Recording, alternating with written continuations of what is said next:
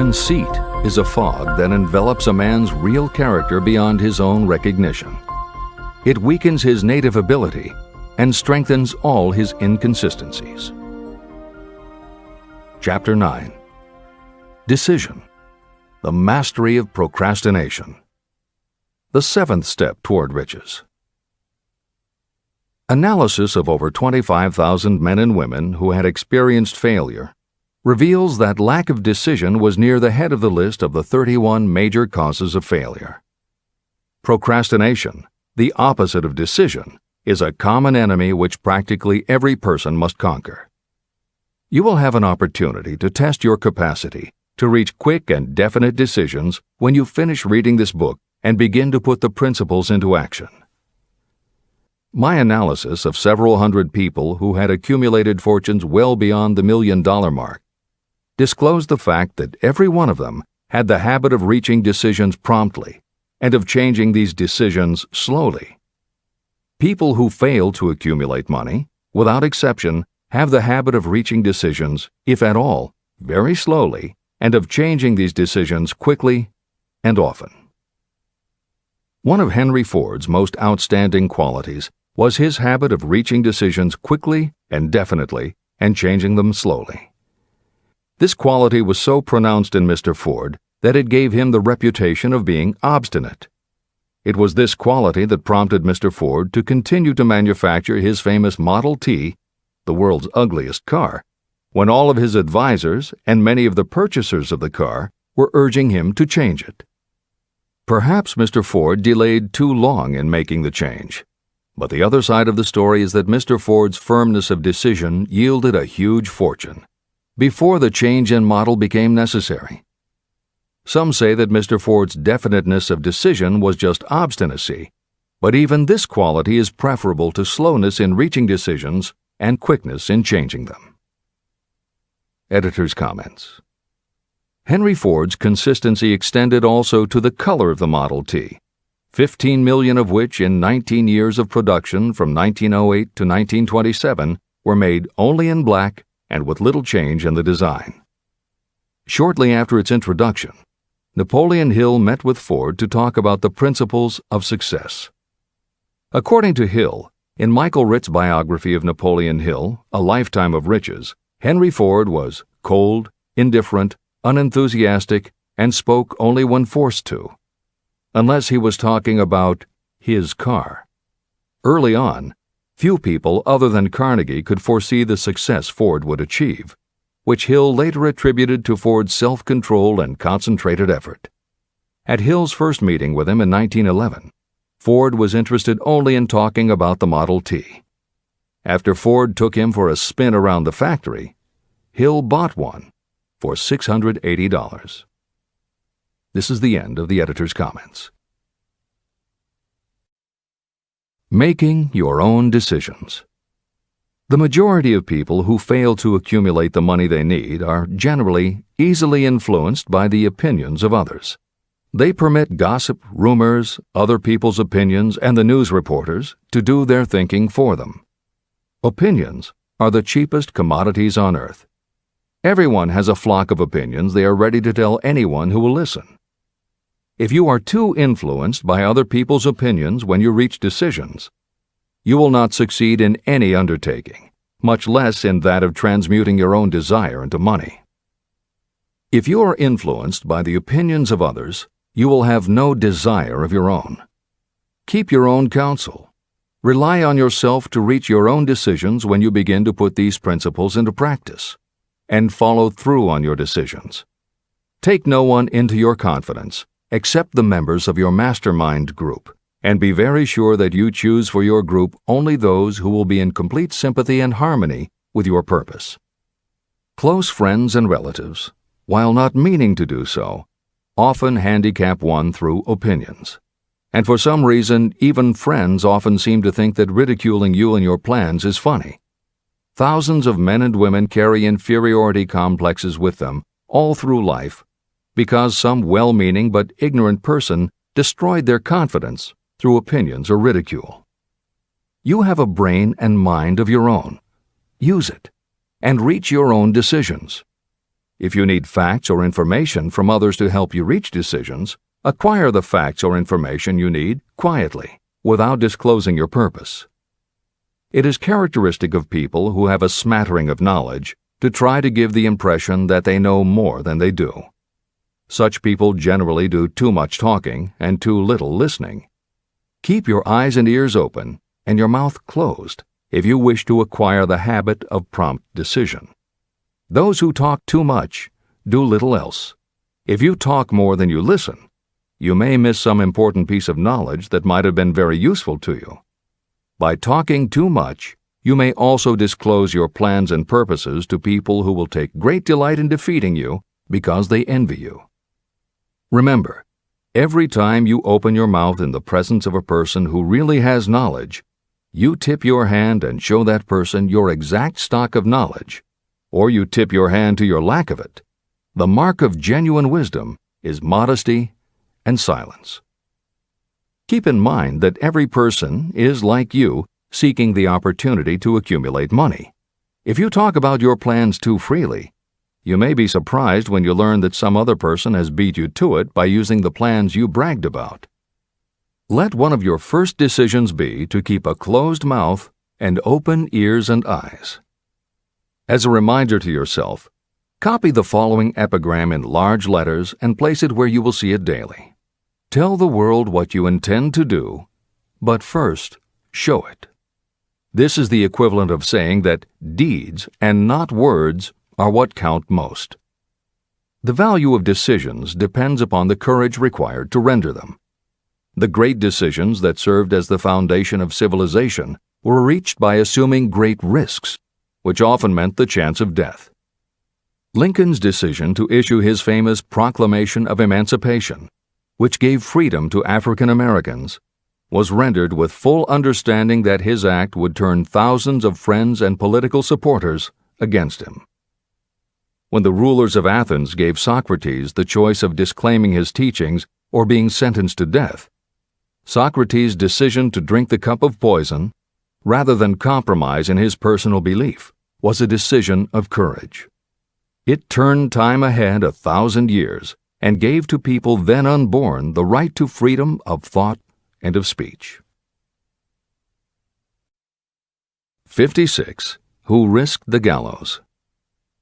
The greatest decision of all time, as far as any American citizen is concerned, was reached in Philadelphia on July 4, 1776, when 56 men signed their names to a document that they well knew would bring freedom to all Americans, or leave every one of the 56 hanging from a gallows. You have heard of this famous document, the Declaration of Independence. But have you taken from it the great lesson in personal achievement it so plainly taught? We all remember the date of this momentous decision, but few of us realize what courage that decision required. We remember our history as it was taught. We remember dates and the names of the men who fought. We remember Valley Forge and Yorktown. We remember George Washington and Lord Cornwallis. But we know little of the real forces behind these names, dates, and places. We know even less of that intangible power that ensured freedom long before Washington's armies reached Yorktown. It is nothing short of tragedy that the writers of history have missed entirely even the slightest reference to the irresistible power that gave birth and freedom to the nation destined to set up new standards of independence for all the peoples of the earth.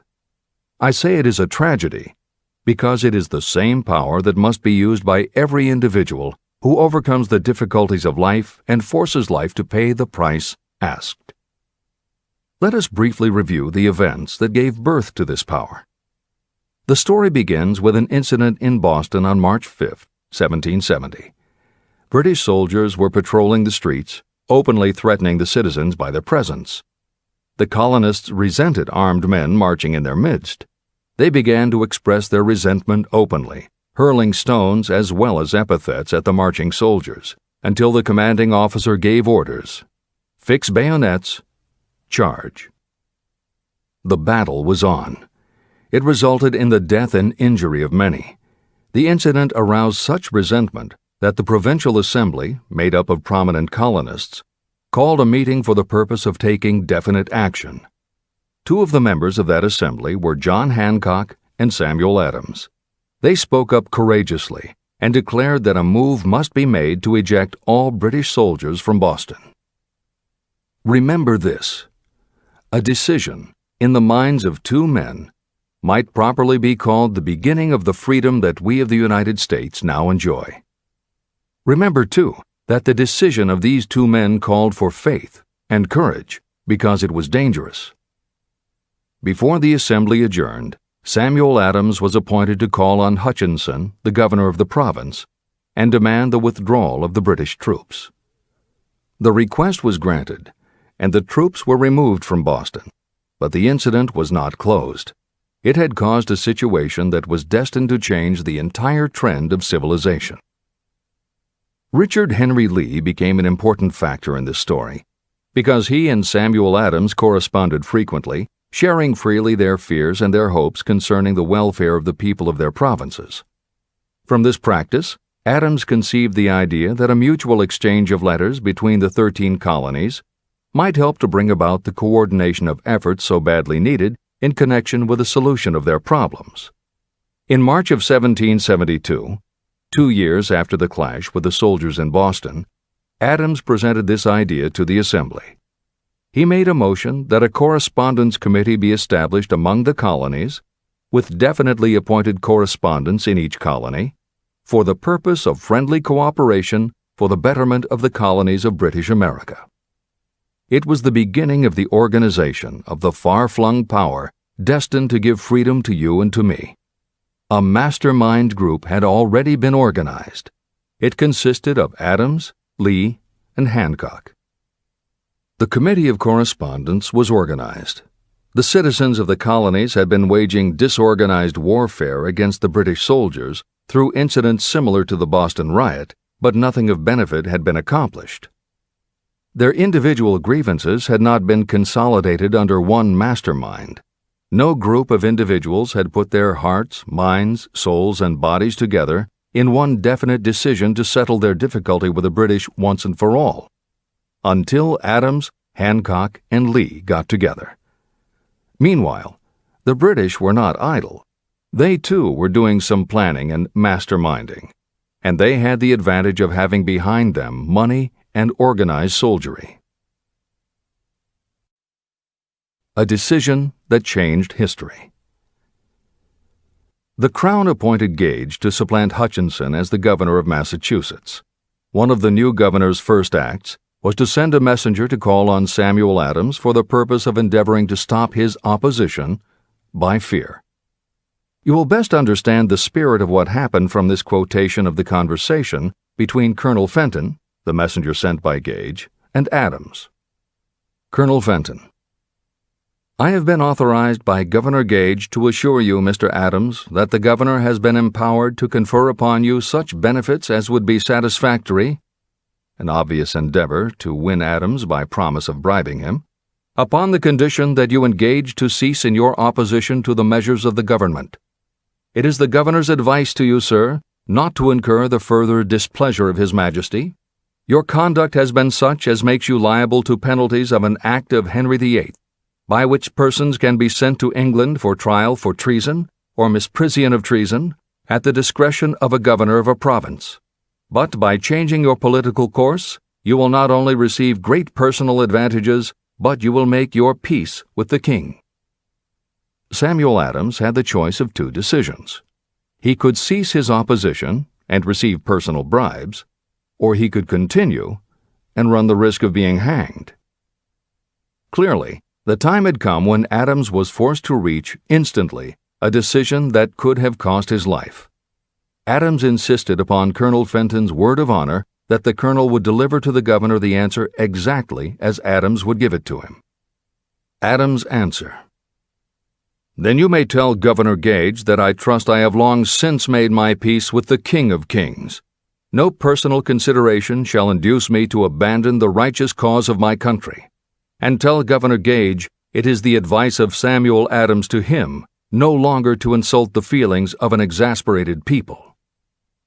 When Governor Gage received Adams' caustic reply, he flew into a rage and issued a proclamation that read, I do hereby, in His Majesty's name, offer and promise His most gracious pardon to all persons who shall forthwith lay down their arms and return to the duties of peaceable subjects, excepting only from the benefit of such pardon Samuel Adams and John Hancock, whose offenses are of too flagitious a nature to admit of any other consideration but that of condign punishment.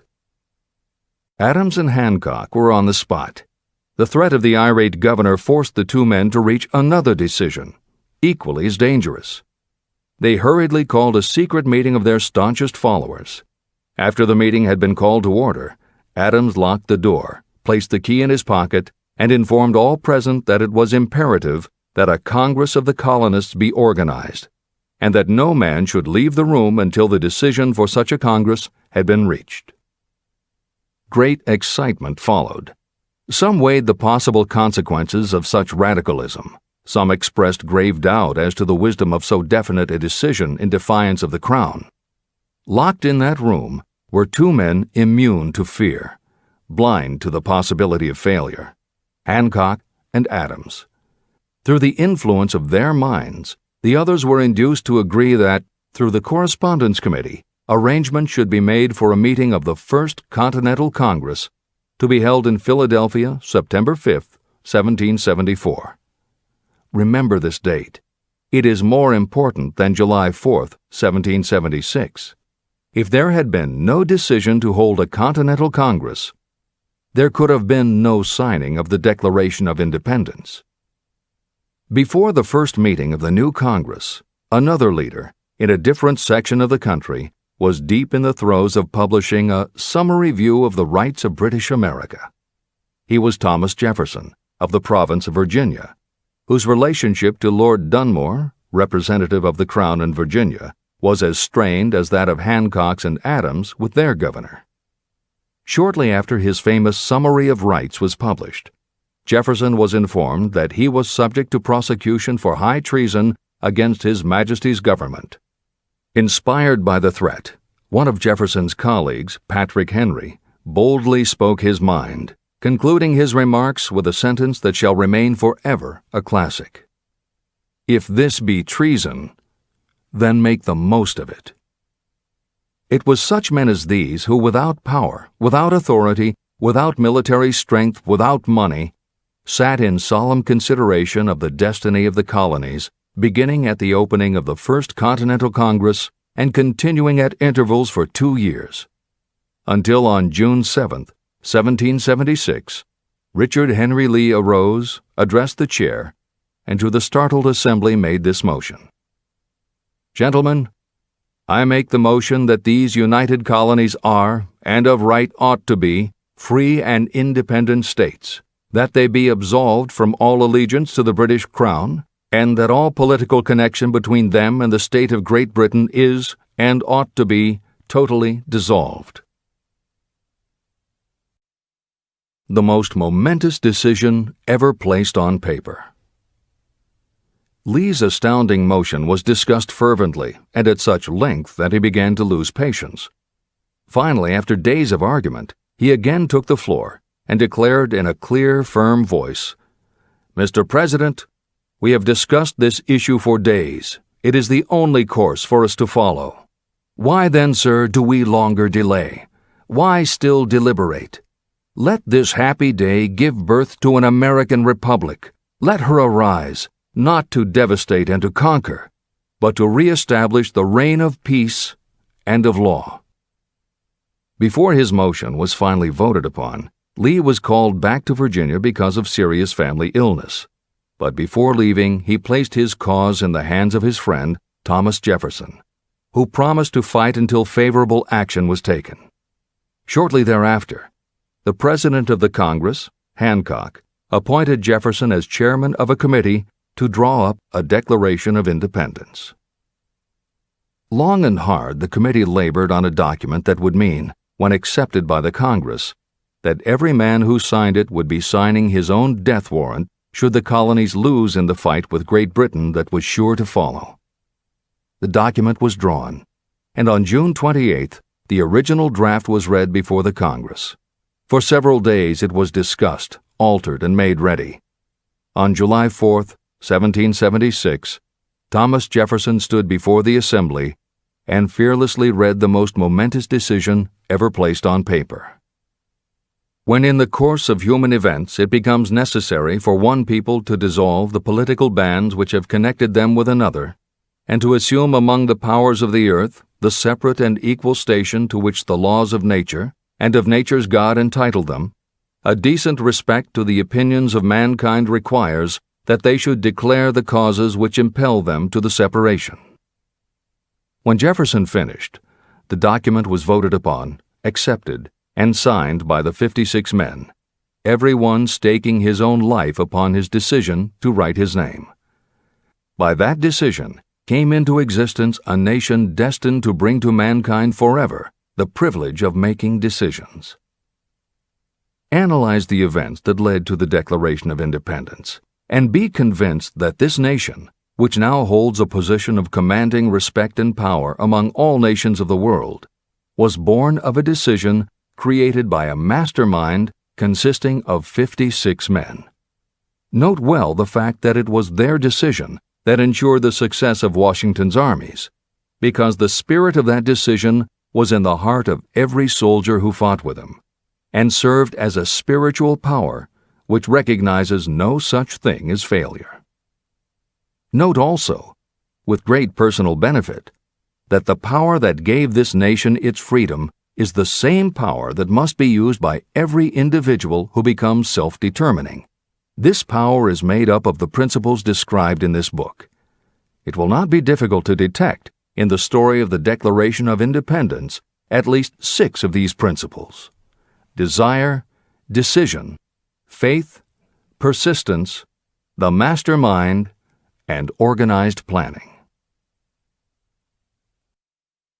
Know what you want, and you will generally get it.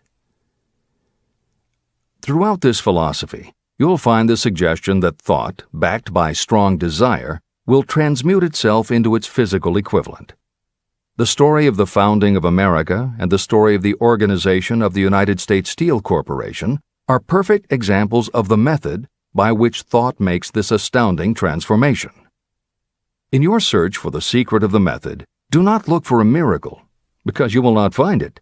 You will find only the eternal laws of nature. These laws are available to every person who has the faith and the courage to use them. They may be used to bring freedom to a nation or to accumulate riches. Those who reach decisions promptly and definitely know what they want and generally get it. The leaders in every walk of life decide quickly and firmly. That is the major reason why they are leaders. The world has a habit of making room for the people whose words and actions show that they know where they are going.